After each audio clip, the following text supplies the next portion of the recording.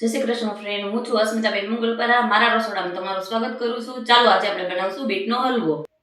હવે ગેસ ચાલુ કરીને આપણે લોહી મૂકી દઈશું.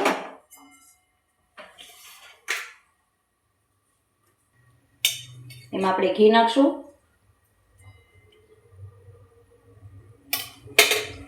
અને મેં 2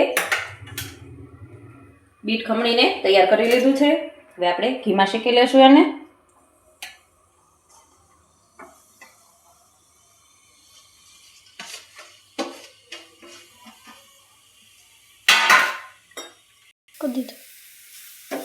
હવે આપણે ઘીમાં શેકી લેશું.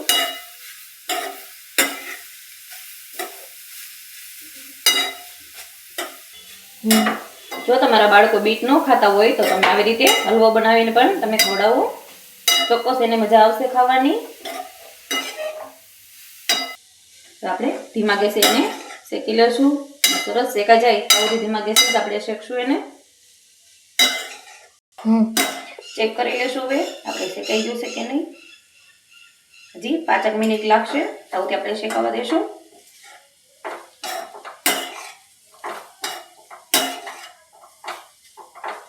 ધીમા ગેસે જ આપણે શેકશું.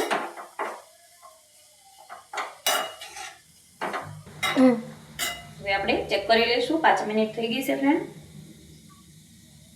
જોઈ શકો છો એકદમ સરસ શેકાઈને તૈયાર થઈ ગયું છે. હવે આપણે એમાં દૂધ નાખી દઈશું. 1 વાટકી મેં દૂધ લીધું છે. અને થોડીક મલાઈ પણ નાખશું. 2 ચમચી મલાઈ નાખશું. તમે નકરું દૂધ નાખો તો ચાલે અને માવો હોય નાખવો હોય તો માવો પણ ચાલે. સરસ રીતે મિક્સ કરી લેશું.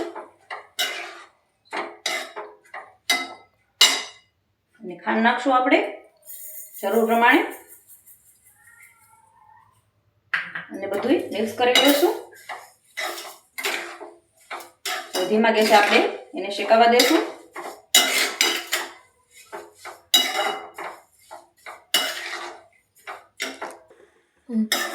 જોઈ શકો છો એકદમ સરસ આપણું મિક્સ બધું થઈ ગયું છે.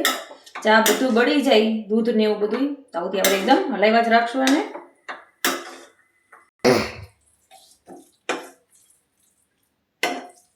બનીને તૈયાર થઈ ગયું છે. હવે ગેસ બંધ કરી દીધો છે. હવે આપણે ઝીણું ટોપરું લીધું છે એ નાખી દઈશું. અને સરસ લાવી નાખશું.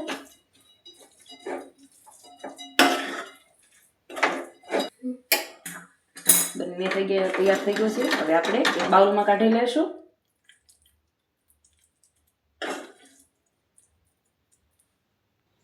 બીટનો હલવો બનાવીને તૈયાર થઈ ગયો છે ફ્રેન્ડ. જોઈ શકો છો. જો મારો વિડીયો તમને ગમ્યો હોય તો વિડીયોને લાઈક કરજો, શેર કરજો અને સબસ્ક્રાઈબ કરવાનું ભૂલતા નહીં ફ્રેન્ડ.